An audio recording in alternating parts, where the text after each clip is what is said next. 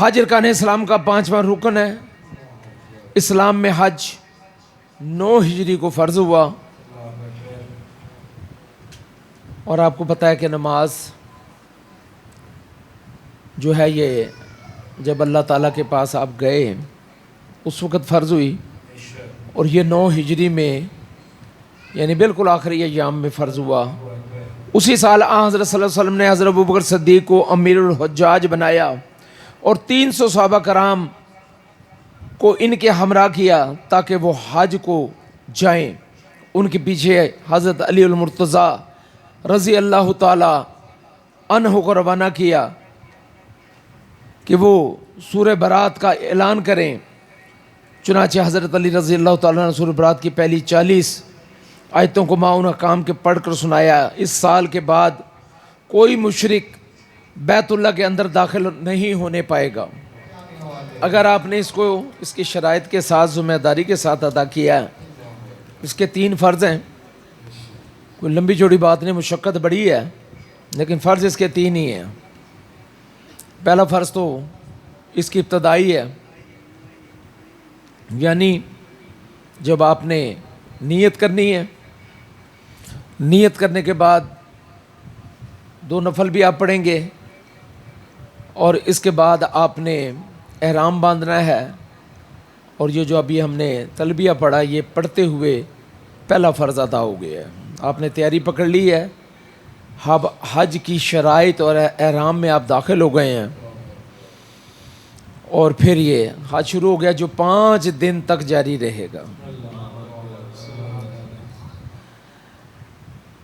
اب میں آپ کو مزید سنا دیتا ہوں آگے۔ ذی الحجہ کے پہلے 10 دن میں عبادت اللہ تعالیٰ کو بہت پسند ہے۔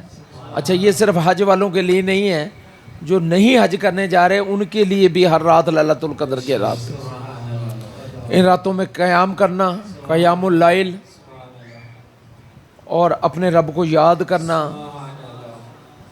یہ پیارے نبی نے اس کی بہت زیادہ تعریف فرمائی ہے، اور یہ بڑھتی جاتی ہے ترویہ عرفہ، اور اس کے بعد پھر جیسے جیسے آپ آگے بڑھتے جاتے ہو آپ کا رتبہ ان 10 دنوں میں بہت بے تحاشا بڑھ جاتا ہے۔ ذی الحجہ کے پہلے 10 دن میں عبادت اللہ تعالیٰ کو بہت پسند ہے۔ اس دن کا روزہ سال کے برابر ہے، ہر رات کا قیام لیلۃ القدر کے برابر ہے۔ یہ ترمذی شریف کی میں نے حدیث آپ کے سامنے پڑھی ہے۔ خانہ کعبہ کی کرسی صحن سے 6 فٹ اونچی ہے،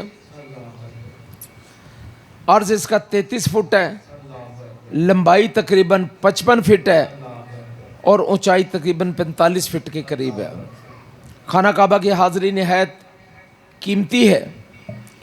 پیارے نبی پاک صلی اللہ علیہ وآلہ وسلم فرماتے ہیں کہ اللہ تعالیٰ کی 120 رحمتیں اس پر نازل ہوتی ہیں، 60 طواف کرنے والوں پر، 40 نماز پڑھنے والوں پر، اور 20 صرف خانہ کعبہ کو دیکھنے والوں پر۔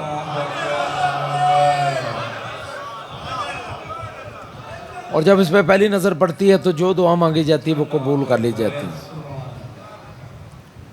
اور اس میں ایک دعا مجھے بڑی پسند آئی کہ بندہ پہلی اس میں دعا ہی ایسی مانگے کہ میرے پروردگار عالم، آج کے بعد میں جو بھی تجھ سے دعا مانگوں رحمت والی وہ قبول کر لینا۔ اب سارا کچھ اسے میں آ گیا ہے، تو جو حج والے جا رہے ہیں وہ یہی دعا پہلی مانگیں، اس کے بعد پھر جو دل میں آئے مانگے۔ حرم شریف سے منی 5 سے 6 کلومیٹر کے فاصلے پر ہے، منی سے عرفات 8 سے 9 کلومیٹر کے فاصلے پر ہے، اور 4 سے 5 کلومیٹر مزدلفہ کا میدان موجود ہے۔ بعض لوگ حجاز مقدس میں لوگوں کو گمراہ کرتے ہیں کہ عمرہ زندہ آدمی کے لیے نہیں ہے، ان کے کہنے میں نہ آئیں۔ جیسا کہ آپ کسی کو عبادت کا ثواب دے سکتے ہیں، اسی طرح آپ عمرے کا ثواب بھی اپنے عزیز و قارب کو پہنچا سکتے ہیں۔ چنانچہ قرآن مجید کے پارہ نمبر 13 کی سورہ ابراہیم میں ارشاد باری تعالیٰ ہے، ربنا اغفر لی ولوالدی وللمؤمنین یوم یقوم الحساب، کہ اے میرے رب مجھے بخش دے اور میرے ماں باپ کو بھی بخش دے اور تمام مومنوں کو بخش دے جس دن حساب قائم ہوگا۔ اب یہ دیکھو کہ آپ نے کسی کے لیے دعا مانگی اور قرآن کہہ رہا ہے، یہ قرآن کی آیت ہے۔ اس لحاظ سے اگر دیکھا جائے تو نماز پنجگانہ میں درود شریف کے بعد جو دعا پڑھی جاتی ہے اس میں بھی والدین اور جملہ مومنوں کے لیے دعائے مغفرت ہے، خواہ وہ حیات ہوں یا وفات پا چکے ہوں۔ طواف کے دوران ما سوائے استلام سینہ بیت اللہ شریف کی طرف نہ کریں، احرام کی حالت میں ناف ننگی نہ ہو، نفل کھڑے ہو کر ادا کرنا افضل ہے، اور نماز نفل ادا کرتے وقت یہ تسلی کر لیں کہ وقت مکروہ نہ ہو۔ استلام سے مراد یا تو خانہ کعبہ کو بوسہ دے کہ آپ نکلیں تو رش اتنا ہوتا ہے کہ آپ بار بار یہ کر نہیں سکتے، تو لہٰذا آپ دور سے ہی اس لائن پر جو حجر اسود کے سامنے لگائی گئی ہے وہاں کھڑے ہو کر جیسے اللہ اکبر کہتے ہیں ہم، تو وہاں پر استلام کر کے آپ نے روانہ ہونا ہے۔ اس میں چونکہ شریعت کا معاملہ ہے کچھ باتیں میں بتا دوں آپ کو۔ عورتوں کے یہ مسائل ہیں اور عورتوں کی تعداد مردوں سے زیادہ ہوتی ہے حج کرنے والوں میں۔ اگر عمرے کا احرام باندھنے کے بعد عورت عائدہ ہو جائے اور وہ حیض سے پاک ہونے تک بیت اللہ کا طواف اور سعی وغیرہ نہ کرے، جب وہ پاک ہو جائے پھر بیت اللہ کا طواف کرے، سعی کرے اور اپنے سر کے بالوں میں سے کچھ کاٹے، اس سے اس کا عمرہ مکمل ہو جائے گا۔ اب ہم باقی حج میں بھی اس کو بتا دیں گے۔ بہت سارے لوگوں نے یہ سوال کیے تھے، اگر یوم ترویہ یعنی 8 ذی الحج سے پہلے وہ پاک نہ ہوں تو حج کا احرام اپنی رعایت آخری حد بندی ہے، یعنی اگر اس وقت تک پاک نہ ہو تو آخری حد بندی ہے، پھر اس کے بعد وہ احرام باندھ لیں۔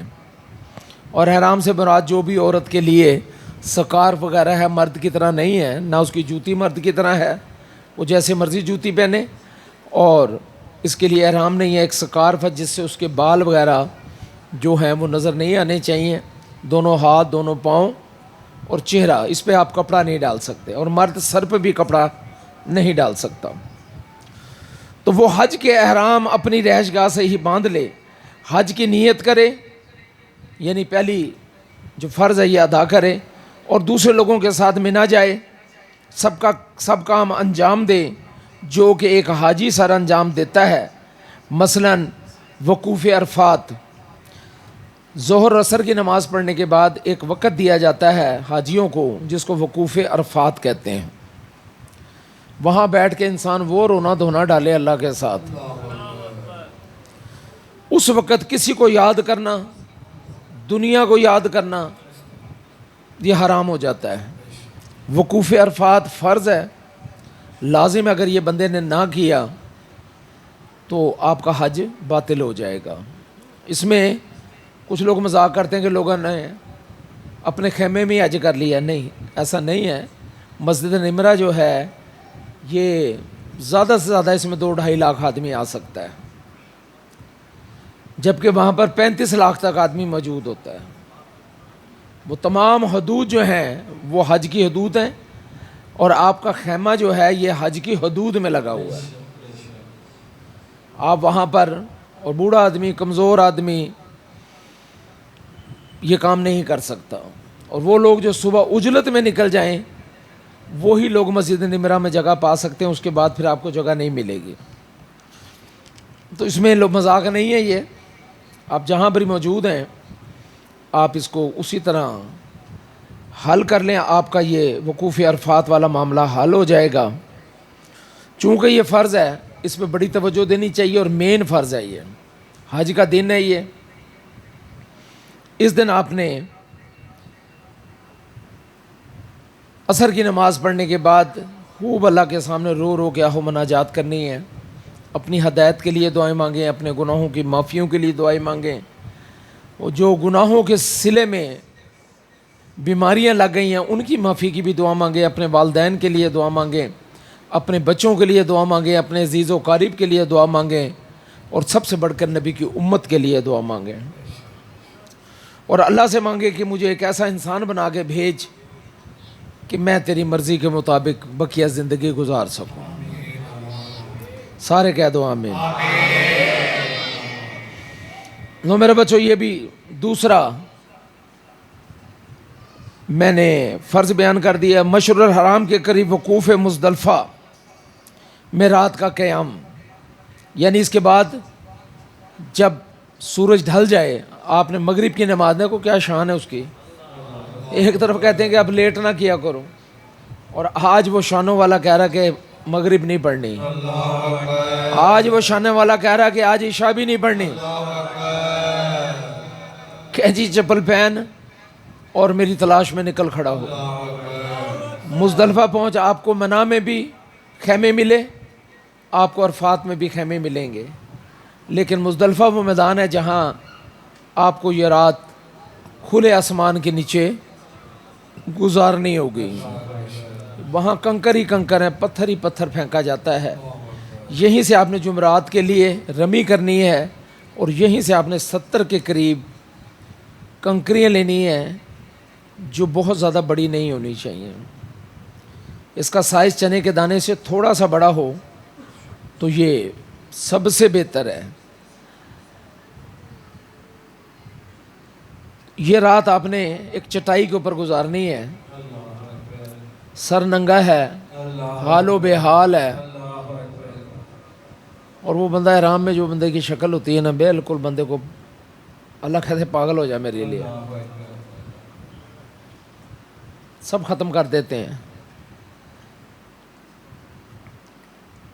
مزدلفہ میں رات کا قیام، رمی یعنی کنکر مانا جمعرات. منا میں قیام، قربانی، بال کٹوانا، اس میں قصر ہے یا پھر حلق ہے. اگر کسی وجہ سے کوئی قصر کرنا چاہے تو یہ واجب ہے، یہ ادا ہو جائے گا. انہیں یہ نہیں ہونا چاہیے، انہیں نہیں، بالکل مت بولو دونوں کے اوپر. لیکن حلق جو ہے یہ افضل قرار دیا گیا ہے قصر کی نسبت. عمرے کے اندر بندہ قصر کروا لے، اور حج میں ہر حال میں حلق کرا لے، یعنی ٹنڈ کروا لے. وہ کہنا میں تجھے ٹنڈ کر کے چڈاں گا. تو پروردگار عالم میں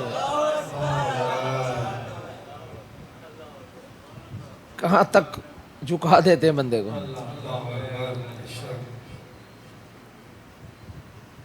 بال کٹوانا، جب وہ پاک ہو جائے بیت اللہ کا طواف کرے، اور طواف زیارہ، یہ اس کا تیسرا فرض ہے. یہ 3 فرض میں نے آپ کے سامنے بیان کر دیے. نیت کرنا، احرام باندھنا، نفل ادا کر کے تیاری کر لینا، اور اس کے بعد یہ وقوف عرفات ہے، اور تیسرا میں نے طواف زیارہ بیان کر دیا. یہ 3 فرض اگر یہ ادا ہو گئے تو حج آپ کا ادا ہو جائے گا. اس کے علاوہ جو واجبات ہیں یہ 6 ہیں. اس پہ دم لگتا ہے، اس کے چھوٹ جانے سے، ضائع ہو جانے سے. اور دم بھی قربانی کا ایسا ہی جانور ہے جیسے آپ نے قربانی دی ہے. اور دم کا جو گوشت ہے یہ آپ خود نہیں کھا سکتے، قربانی کا گوشت آپ خود کھا سکتے ہیں، اس پہ غلطی نہیں کرنی. طواف صحیح ایک ہی مرتبہ کافی ہوگی، اور یہی طواف حج اور عمرے کا ایک ساتھ تصور ہوگا. جیسا کہ حضرت عائشہ صدیقہ رضی اللہ تعالی عنہا جب عمرے کا احرام باندھنے کے بعد حائدہ ہو گئیں تو نبی پاک صلی اللہ علیہ وسلم نے آپ سے ارشاد فرمایا، وہی کچھ کرو جو ایک حاجی کرتا ہے، البتہ بیت اللہ کا طواف نہ کرو تا وقت کہ پاک نہ ہو جاؤ. ممنوعات احرام باندھنے کے بعد کون سی چیزیں حرام ہو جاتی ہیں بندے پر؟ جمع کرنا، اور اس کے لوازمات کھول کے بیان کرتے تو بوسو کنار، دیکھ دیکھ کے خوش ہونا، نظریں اٹھا کے دیکھنا، یہ سب ختم کر دیا اللہ تعالیٰ نے، بالکل ختم. وہ لوگ جو بڑی کوشش کرتے ہیں کہ ہماری بیوی جو ہے نا ہمارے کمرے میں ہی، تو حج کرنے جاؤ تو بھول جاؤ سارا کچھ. عورتوں کو ایک طرف کر دو، مردوں کو ایک طرف کر دو. یہ سختی سے یہ منع ہے۔ فحش باتیں کرنا، لایانی گفتگو کرنا، لطیفہ گوئی کرنا، ہنسنا، کہہ کے لگانا، دنیا کی باتیں کرنا، کھانے پینے کی باتیں کرنا، لہو و لعب کی باتیں کرنا، یہ ساری سختی سے منع کر دی گئی ہیں۔ مرد کے لیے سلے ہوئے کپڑے پہننا یا ایسا جوتا پہننا جس سے پاؤں کی درمیانی ہڈی چھپ گئی ہو، یہ کام صرف مرد کے لیے ہے، عورت کے لیے نہیں ہے۔ عورت نسانی کے مطابق چونکہ چلنا بہت پڑتا ہے، اور یہ چلنا ہی امتحان ہے، وہاں پر گرمی بہت زیادہ ہے۔ ہم جو حج کر رہے ہیں یہ ٹاپ موسٹ وقت کے اندر، گرمی کے اندر حج کر رہے ہیں۔ اس سے زیادہ سال میں گرمی نہیں ہوتی۔ وہ کہتے ہیں کہ ٹینڈ ہو پھر اسے پھوڑے نکل آتے ہیں بندے کے نا، یہ ایسا عجیب حال ہے۔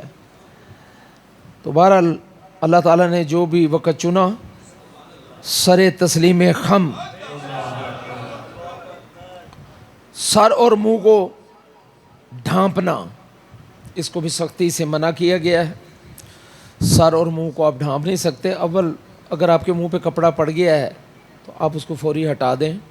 اگر کسی وجہ سے سر پر کپڑا پڑ گیا ہے تو اس کو بھی آپ ہٹا دیں، اس پہ کوئی دم نہیں ہے۔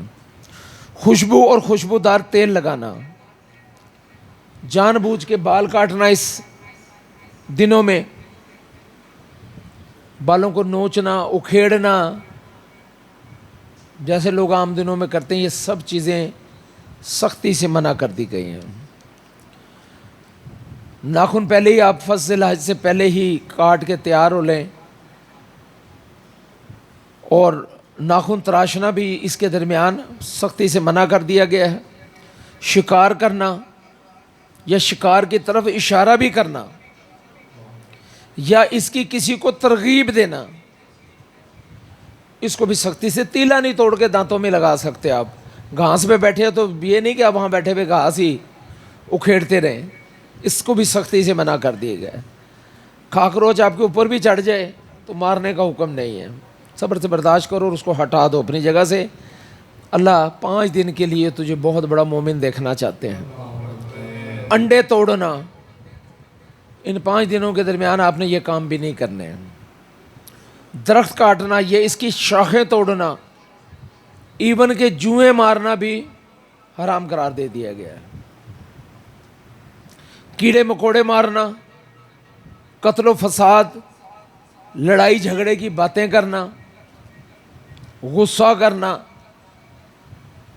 یہ سب باتیں سختی سے منع کر دی گئی ہیں۔ اگر کسی مرد یا خاتون کی حالت احرام میں مرد کے سر پر اور خاتون کے چہرے پر کپڑا لگے تو فوراً ہٹا دے، اس پر کوئی جرمانہ واجب نہیں، خواہ کتنی ہی بار لگے، لیکن اس سے بچنا چاہیے۔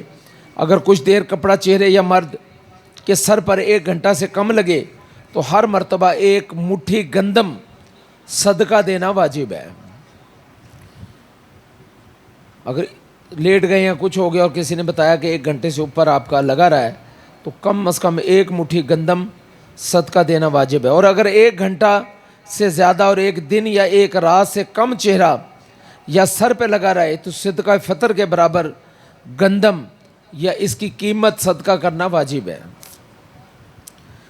اگر 1 دن 1 رات کپڑا چہرے پر یا سر پر لگا رہا یا ایسا کرنا بلا عذر ہو تو ایک دم واجب ہو جائے گا۔ اگر دوران طواف وضو ٹوٹ جائے، آپ نے 4 سے کم چکر پورے کیے ہوں تو وضو کرنے کے بعد دوبارہ شروع کر لیں، پھر نئے سرے سے شروع کریں۔ لیکن اگر آپ نے 4 چکر مکمل کر لیں اور وضو ٹوٹ گیا تو پھر وہیں سے شروع کریں جہاں سے آپ نے چھوڑا تھا، یعنی 4 چکر پہلے لازم ہے۔ اور اگر 4 یا اس سے زیادہ چکر کر لیے ہوں تو وضو کرنے کے بعد جہاں سے طواف چھوڑا تھا وہاں سے شروع کر کے 7 چکر پورے کر لیں۔ صفا اور مروہ کے درمیان کی سعی بھی اسی طریقے پہ عمل کریں۔ احرام مردوں کے لیے کیا چیزیں ہونی چاہیے؟ 2 کم از کم 2 عدد احرام ہوں۔ احرام کے رومال عورتوں کے لیے 2 عدد ہونے چاہیے۔ تولیہ درمیانہ سائز کا 1 عدد ہونا چاہیے۔ جائے نماز 1 عدد آپ کے پاس ہونی چاہیے۔ نماز مترجم ایک عدد ہونی چاہیے، جگ پلاسٹک ایک عدد آپ کے پاس ہونا چاہیے، اور تمام حاجی ایک ہلکی پلیٹ، ایک گلاس اپنا اور 2 چمچ ضرور ساتھ رکھیں، اور ایک کپ اگر پلاسٹک کا ساتھ ہو چائے وغیرہ کے لیے تو یہ بھی آپ کے لیے بہت اچھا ہے۔ پلیٹ درمیانہ سائز کی ایک عدد ہو، لالچ نہیں کرنا کہ بڑی پلیٹ ہو تو بہتا کھانا آ جائے گا تو میں سارا کھا جاؤں گا، بالکل ضرورت کے مطابق کھانا لیں، کم کھانا لیں تاکہ حج آپ کا آسان ہو جائے، بار بار رفع حاجت۔ وہاں پانی کی زیادہ ضرورت ہے، کھانے کی اتنی ضرورت نہیں ہوتی، لوگ دبا کے کھانا کھا لیتے ہیں اور بیمار ہو جاتے ہیں، اور کبھی کبھی ایسی بیماری لاحق ہو جاتی ہے کہ جس سے کوئی فرض ضائع ہو جاتا ہے، وہ دوبارہ میدان میں پہنچ ہی نہیں پاتے، اور حاجی ضائع ہو جاتا ہے، اس کا کوئی متبادل نہیں ہے۔ تو اس لیے ان چیزوں کی بڑی احتیاط کرنی ہے۔ وہاں پر بے تحاشا چٹخارے والی چیزیں یہ بھی نہ کریں، بالکل سادہ خوراک کریں، اور سادہ خوراک پر ہی حج کریں۔ چمچ درمیانے سائز کا 1 عدد، ہوائی چپل 2 عدد، سوٹ مرد 2 اور عورتیں 3 عدد، لمبا چوڑا نہیں کہ ساری الماری ڈال کے لے جائے ساتھ۔ 30 کلو اور 7 کلو کا جو ہینڈ بیگ ہے وہ آپ کے ساتھ، یہ 37 کلو وزن آپ لے جا سکتے ہیں، اس سے اوپر ہوگا تو پھر وہ آپ کو سائڈ پہ کھڑا کر لیں گے، اور 5500 روپیہ پر کے جی آپ سے وصول کریں گے، اور بیگ کا سائز بھی 54 انچ کا ہونا چاہیے، ایسے ایسے اور ایسے تینوں کی لمبائی کر کے 54 انچ ہونا چاہیے۔ اس سے زیادہ ہوگا تھوڑا بہت ہو تو برداشت کر جاتے ہیں، اگر آپ نے گھر سے پیٹی لے گئے ہیں تو پھر وہ آپ کو بھی پیٹی سمیت سائڈ پہ کر دیں گے، یا آپ کا قیمتی سامان اٹھا اٹھا کے باہر پھینکیں گے۔ تو یہ ساری حرکتیں بالکل نہیں کرنی۔ ہوا والا تکیہ 1 عدد، فرشی چادر یا چٹائی 1 عدد، اور 1 چادر آپ کے پاس ہونی چاہیے۔ یہ ساری چیزیں میں نے اپنے سروریوں کے لیے اس میں رکھ دی ہیں کہ میرے سروس رواج کریں، دھکے نہ کھاتا پھر ہر ضرورت کی چیز عمومی 3 یا 4 چیزیں دی جاتی ہیں، میں نے 22 چیزیں اس میں ڈال دی ہیں۔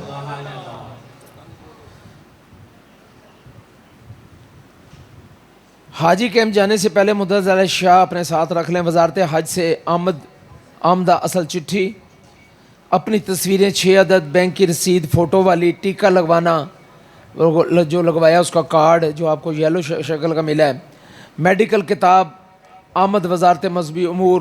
حاجی کیمپ سے جدہ روانگی سے پہلے مندرجہ ذیل 6 چیزیں اپنے پاس رکھیں: گلے والا لاکٹ، بازو والا کڑا، اور ٹریولر چیک۔ تمام حجاج کرام یعنی مرد اور عورتیں اپنے اپنے کاغذات اپنے پاس رکھیں تاکہ کوئی مشکل پیش نہ آئے، کسی کو نہ پکڑا دیں، جب وہ کوئی آئے تو بندہ ہی غائب ہو پیچھے سے، تو اپنی چیزیں اپنے پاس ہونی چاہیے۔ حج کی 3 قسمیں ہیں: افراد، قران اور تمتع۔ ہم جو حج کرنے جا رہے ہیں وہ تمتع، حج تمتع ہے۔ ڈیٹیل بتا دیتا ہوں۔ ایسا حج جسے اکیلا کیا جائے، یعنی اس کے ساتھ عمرہ نہ کیا جائے، یہ صرف اہل مکہ کرتے ہیں۔ حج قران، حج اور عمرہ دونوں کو ملا کر کیا جائے، یعنی حج اور عمرہ دونوں کی نیت اکٹھی کرے، اور عمرے سے لے کر آخری 12 ذی الحج تک پھر آپ احرام نہیں اتار سکتے، اور پھر حج کرنے کے بعد ہی احرام کھولا جائے۔ دوسری صورت میں آپ پہلے مدینے جا رہے ہیں، جیسے ہم جا رہے ہیں، حج سے پہلے ہم اپنے پیارے نبی کو ملیں گے۔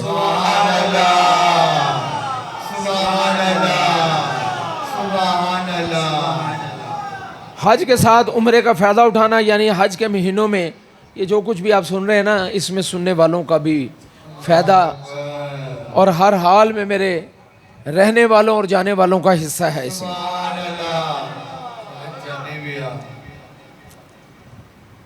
عمرہ کر کے احرام کھول دیا جائے گا، اور 7 ذی الحج کو یا 8 ذی الحج کی صبح سے آپ نے دوبارہ، یہ انہی کے اوپر ہوتا ہے سعودی عرب کی حکومت کے مطابق شام کو بسیں آ جائیں تو آپ کو تیار رہنا ہوگا، اور اگر صبح کے وقت بس آتی ہے یا رات کو کسی وقت بس آتی ہے تو آپ کی اس میں کوئی مرضی نہیں ہے، آپ ان کی مرضی کے پابند ہوں گے۔ اس سال حج کا احرام باندھ کا مقررہ ایام میں حج کیا جائے۔ پاکستان سے جانے والے حجاج زیادہ تر کی اکثریت اسی طریقے سے حج کرتی ہے۔ روانگی سے پہلے، گھر سے روانگی سے پہلے غیر ضروری بال صاف کریں، ناخن کاٹ لیں، حجامت وغیرہ سے فارغ ہو کر غسل یا وضو کریں۔ غسل کرنا ضروری ہے، آپ اپنے گھر سے غسل کر کے اس دن تیاری باندھ کے نکلیں۔ قریبی مسجد میں 2 نفل ادا کریں، بشرطے کہ وقت مکروہ نہ ہو۔ فجر کے بعد سورج نکلنے سے پہلے تک کا جو وقت ہوتا ہے، زوال کا وقت جو 11:30 12:30 کا ہوتا ہے، اور عصر کی نماز کی ادائیگی مغرب تک۔ اس کے علاوہ یہ 3 وقت ہیں، رات کا کوئی وقت زوال کا وقت نہیں ہے۔ لوگ 12 بجے بھی زوال رات کو سمجھتے ہیں، حالانکہ رات کا کوئی وقت زوال کا وقت نہیں ہے۔ زرتشت جو تھا یہ 3 وقت نماز پڑھتا تھا، سورج نکلتے ہوئے اس کی پوجا کرتا تھا، عین سر پہ جب سورج آ جاتا تھا تب وہ اس کی پوجا کرتا تھا، اور اس کے ماننے والے، اور تیسرے جب یہ ڈھلنے لگتا تھا تب وہ اس کی عبادت کرتا تھا۔ ان 3 وقتوں میں علامتی طور پر ہمیں ان چیزوں سے منع کر دیا گیا ہے۔ خواتین گھر پر نفل ادا کریں۔ پہلی رکعت میں سورہ الفاتحہ یعنی الحمد شریف کے بعد جن کو سورہ کافرون آتی ہے، قل یا ایھا الکافرون لا اعبدون ما تعبدون ولا انتم عابدون ما اعبد ولا انا عابد ما عبدتم ولا انتم عابدون ما اعبد لکم دینکم ولی دین، جن کو آتی ہے وہ یہ پڑھ لیں، جن کو نہیں آتی وہ کوئی اور بھی پڑھ سکتے ہیں۔ اور دوسری رکعت میں سورہ اخلاص یعنی قل هو اللہ احد اللہ الصمد لم یلد ولم یولد ولم یکن لہ کفوا احد۔ حج کو جو روح ہے نا، بندے کو حج کے درمیان ہڈ حرام نہیں بننا۔ آپ دیکھتے ہیں کوئی بوڑھا آدمی جوتی پہن رہا ہے، پہن تو لے گا وہ، لیکن نہیں پہنی جا رہی تو آگے جھک کر اس کو جوتی پہنا دیں۔ کسی بزرگ کا احرام قابو میں نہیں آ رہا تو آپ بھاگ کے اس کا احرام سیدھا کروا دیں۔ اسی طرح جہاں جہاں نظر رکھیں، اپنے اوپر نظر نہیں رکھنی، آپ نے وہاں پر نظر ہی دوسروں پہ رکھنی ہے۔ عیب جوئی کے لیے نہیں، عیب جوئی سب سے بڑا گناہ ہے وہاں پر۔ چھوڑ دو، سب اللہ کے پاس آ گئے ہیں، سب کو اللہ کے حال پہ چھوڑ دو۔ آپ نے نظر اسے رکھنی ہے کہ کہاں مجھے خدمت کا موقع ملے، تو ہاں ضروری نہیں کہ جو آپ کے ساتھ حاجی گئے ہیں انہی کی آپ خدمت کر رہے ہیں، لیکن تمیز، ترتیب اور حیا میں آپ مطلب اشارہ سمجھنے، یہ نہیں کہ کوئی نوجوان بچی جا رہی ہے تو وہاں آپ خدمت میں لگ جائیں۔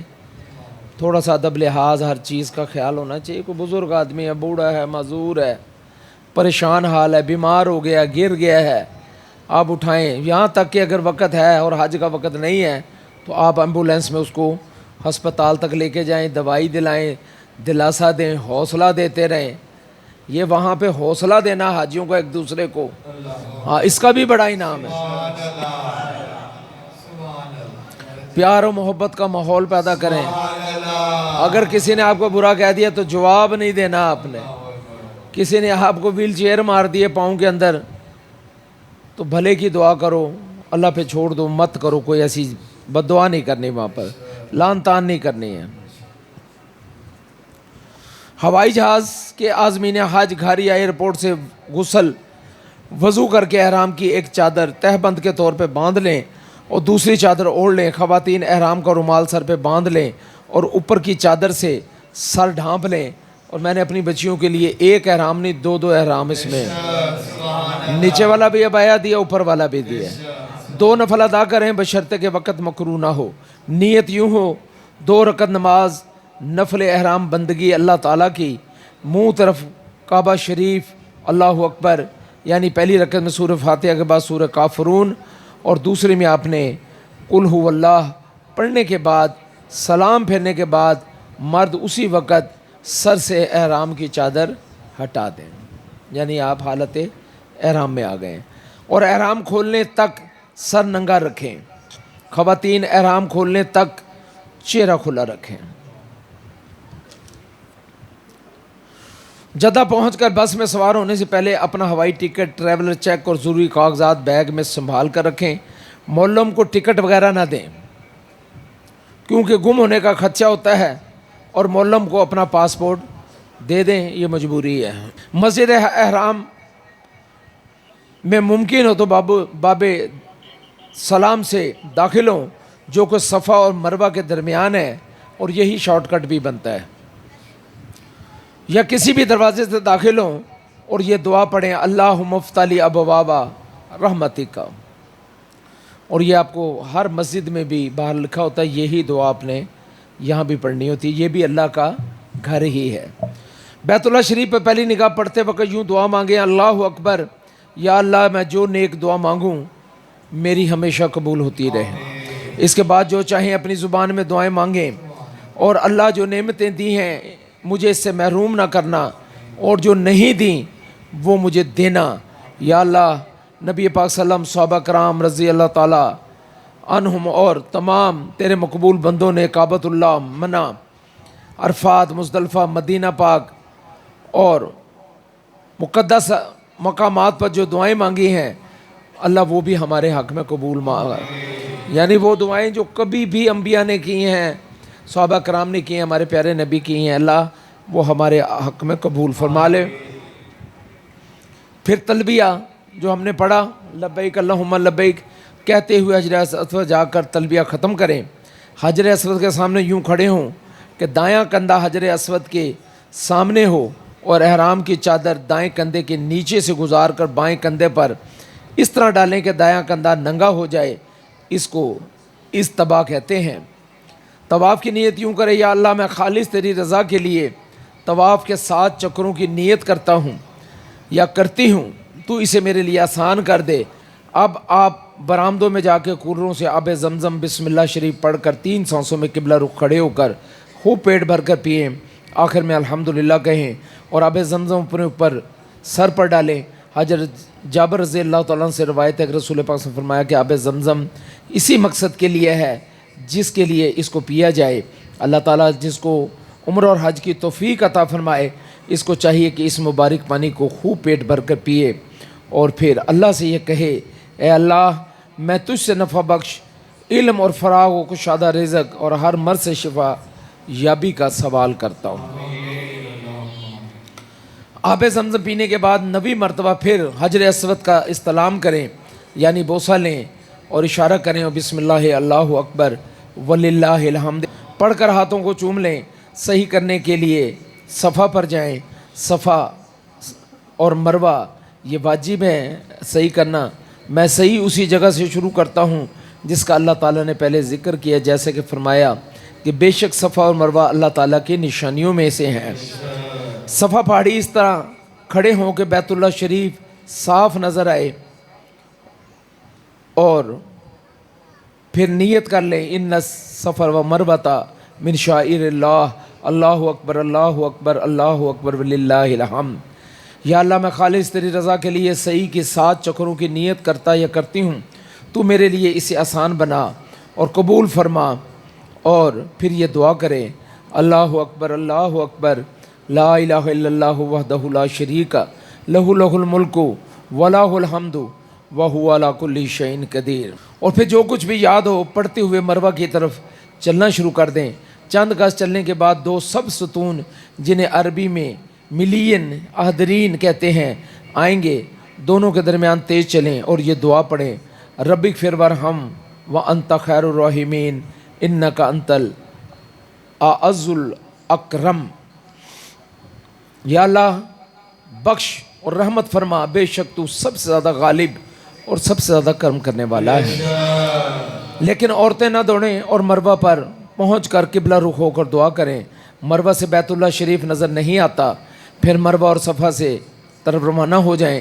صفا کے قریب پھر 2 سبز ستون آئیں گے، پہلے کی طرح وہاں سے بھی گزریں، اور پھر صفا پہنچ کر قبلہ رخ ہو کر دعا مانگیں۔ 7واں چکر مروہ پر ختم ہوگا، صفا سے مروہ تک 1 چکر اور مروہ سے صفا تک دوسرا چکر. کچھ لوگ پورا گول لگا کے نا اینڈ تے برا حال ہو جاتا، یعنی 14 چکر لگا لیتے ہیں.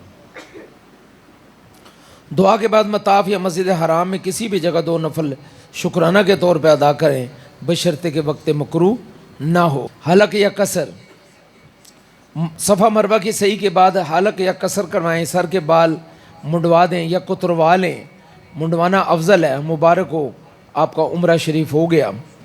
اور اگر حل کروانا ہے تو پھر آپ ٹینڈ کرا لیں جو آج کل 20 ریال کی ہوتی ہے. 7 ذی الحجہ کو منی کے جانے کی تیاری کریں. ناخن کاٹ کر ضروری حجامت فارغ ہو کر غسل کریں، سامان وغیرہ تیار کریں.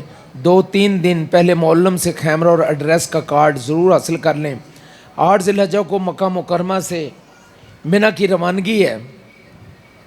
غسل یا وضو کر کے حرم شریف سے اپنی رہائش سے احرام کی ایک چادر تہبند کے طور پہ باندھ لیں، اور اس کو دھوتی کی طرح نہیں باندھنا، اس کا دوسرا طریقہ ہوتا ہے، وہ اچھی طرح اس کو سیکھ لیں.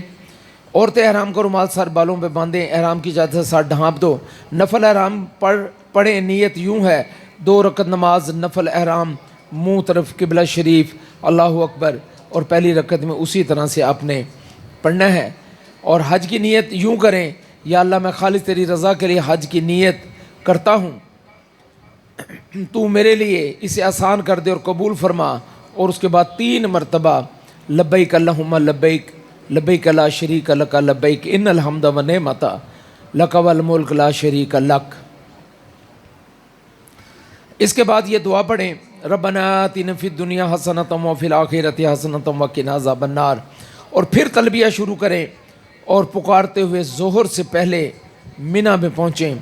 ظہر، عصر، مغرب، عشاء اور پھر اگلی فجر یہ منی میں پڑھنا لازم ہے.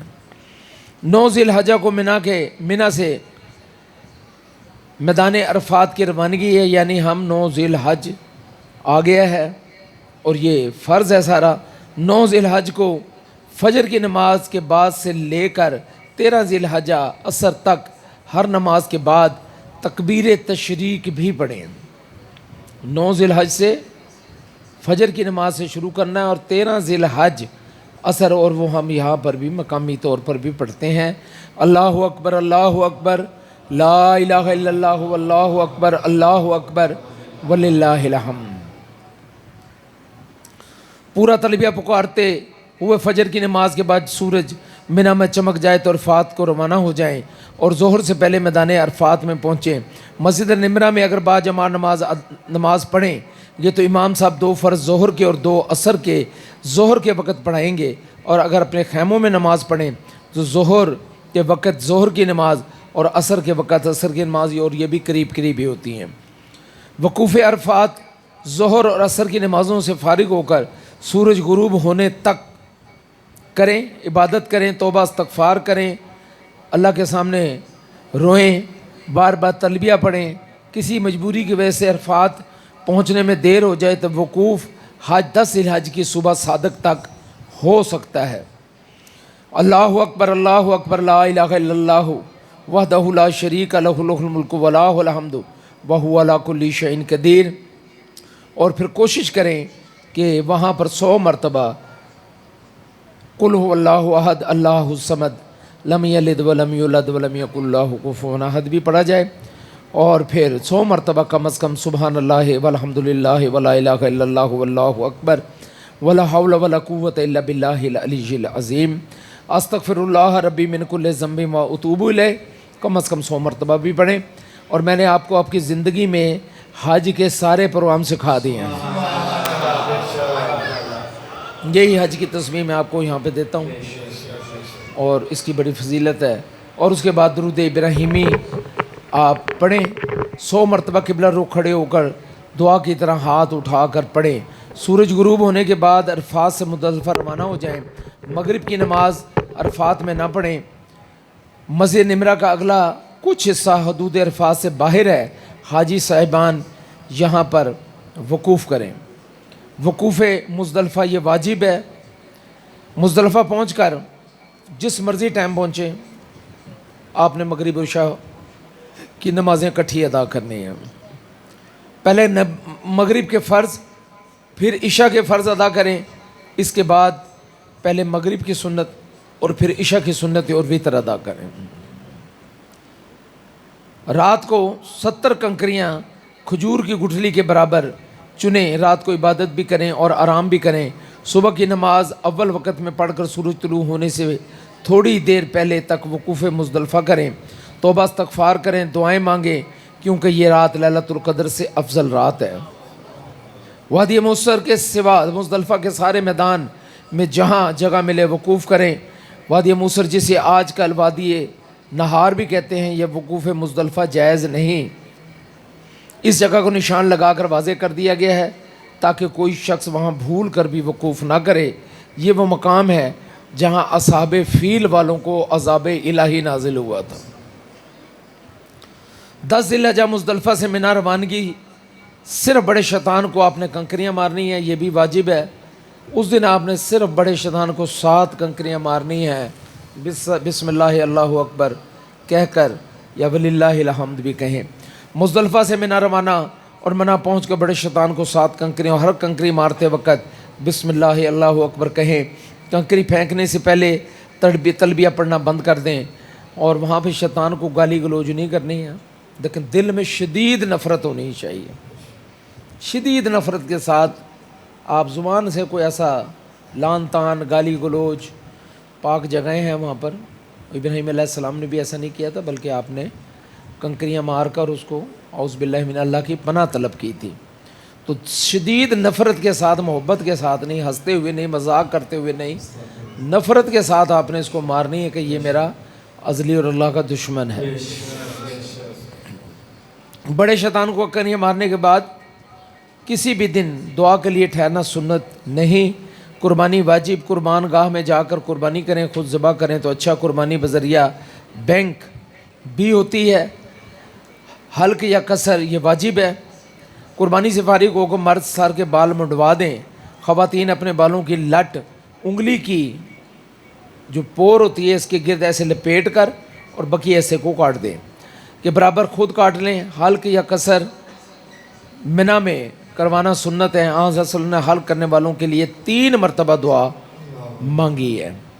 طواف زیارت فرض ہے.